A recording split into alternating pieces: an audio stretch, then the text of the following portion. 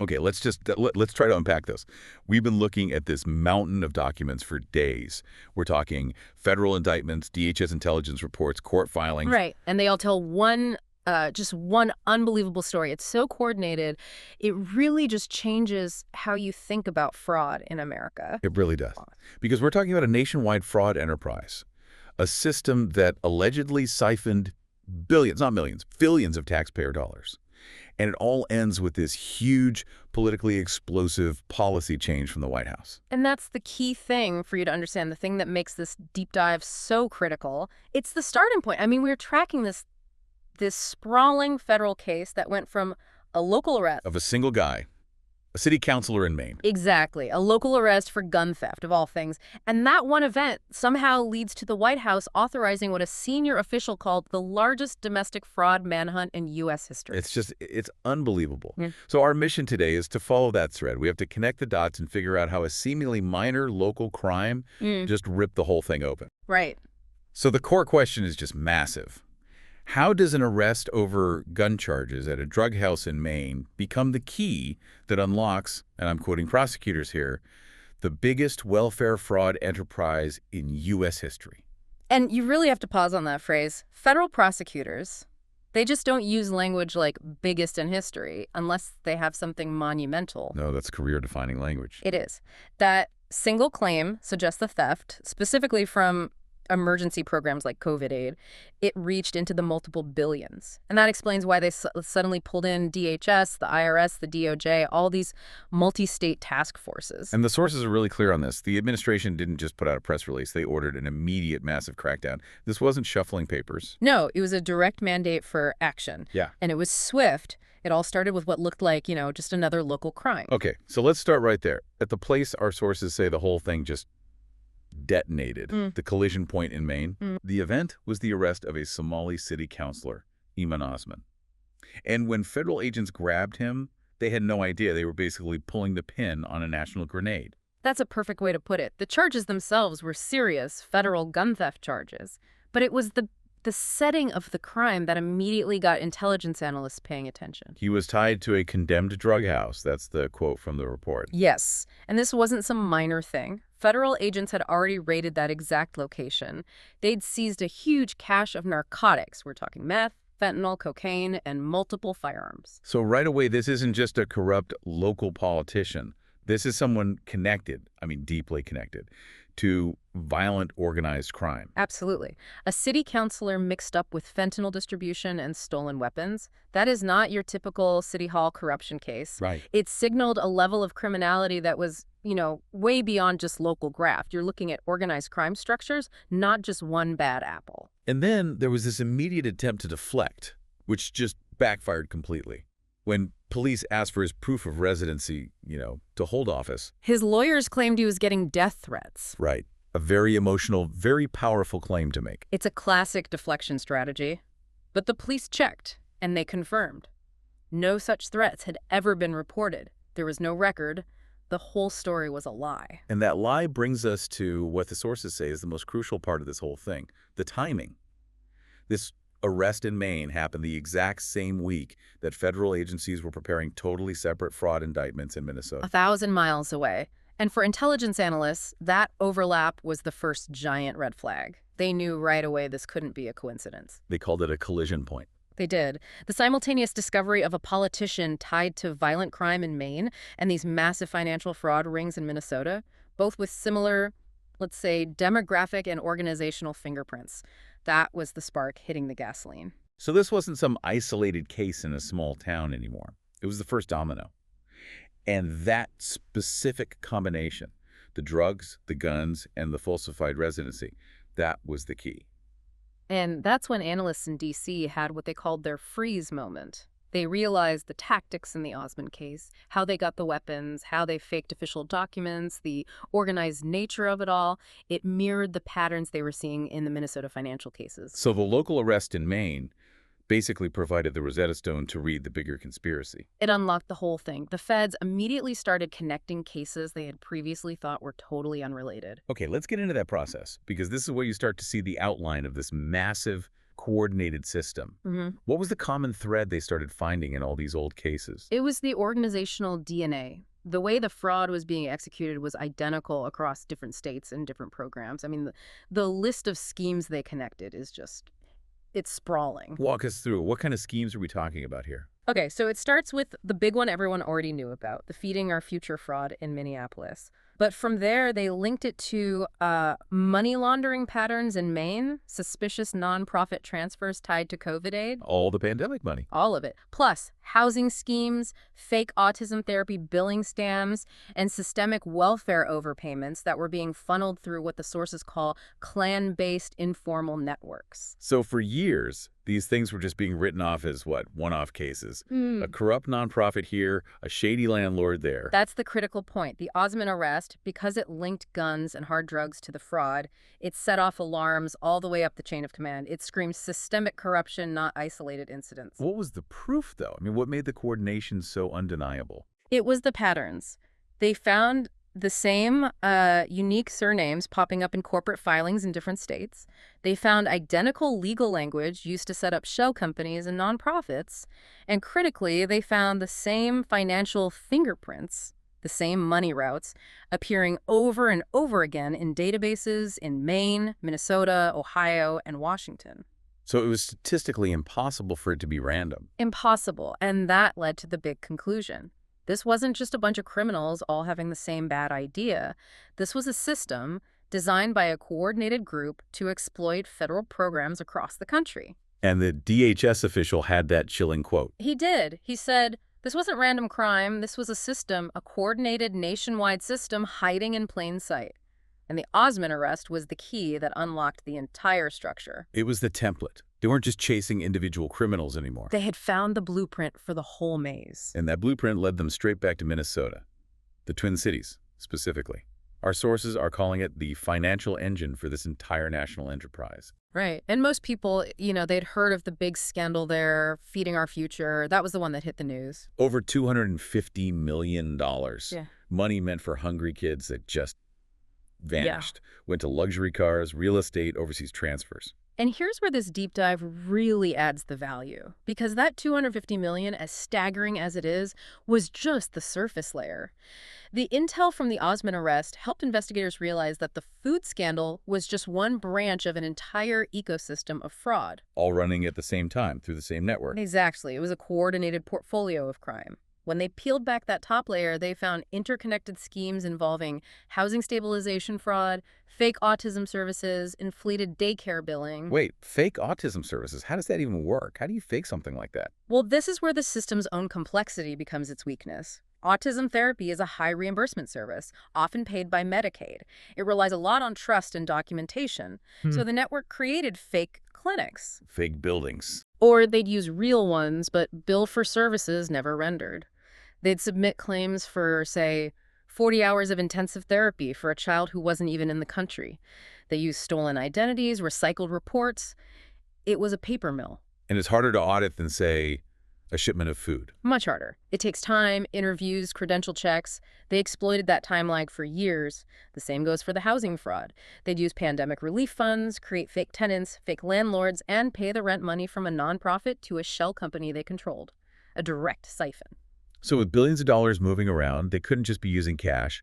How did the money flow? And where was it going that got the White House to react so fast? It flowed through what the intelligence reports call clan-based informal economies. This is so important to understand. It's a system of money transfer that operates outside of regulated banks. Hold on. Explain that. How does an informal economy move billions of dollars in welfare fraud under the radar? It works on trust. Instead of a wire transfer, you give money to a trusted broker in, say, Minneapolis. That broker calls a counterpart in Dubai or Nairobi and tells them to release the same amount of money to someone there. So the money never actually crosses a border through a bank? Not initially. The debt between the brokers is settled later, maybe through trade or cash or commodities. It's lightning fast and leaves almost no paper trail for auditors to follow. That's terrifyingly efficient. And I'm guessing that leads us to the national security part of this. That's the detail that changed everything. The intelligence briefings, based on tracing where that money was ending up, showed that funds were moving overseas toward extremist link groups. So money stolen from programs for American kids with autism was potentially being used to fund extremist groups abroad. That's what the intelligence suggested, and that single detail elevates this from a massive domestic crime to an urgent national security crisis. It wasn't just about stolen taxpayer money anymore. It was about the U.S. government accidentally funding its enemies. Precisely. And that's why the DHS report was so conclusive. It called the fraud structured, strategic, and years in the making, and it identified that Minneapolis network as the financial engine for all of it. So when this lands on President Trump's desk, He didn't hesitate. The combination of the scale of the theft and the national security threat was the catalyst. He ordered a nationwide sweep, not a review, a sweep, targeting every suspected COVID aid fraud ring tied to these networks. and the collaboration was just unprecedented for a domestic case. Multi-state task forces, DHS, IRS, DOJ, all working together. It was a massive mobilization of federal power. A senior federal attorney literally called it the largest domestic fraud manhunt in U.S. history. He said these coordinated groups were exploiting loopholes faster than the government could even write the rules. It's like they were treating the pandemic relief programs as their own personal, unrestricted ATM. That's the picture the evidence paints, and that leads directly to the political and policy shockwave. The termination of temporary protected status, TPS, for Somali nationals. I mean, that decision sent a massive earthquake through the political landscape. And to really get it, you need the context. TPS is a humanitarian shield. It protects people from deportation if their home country is too dangerous to return to. It had been expanded under the previous administration for Somalia.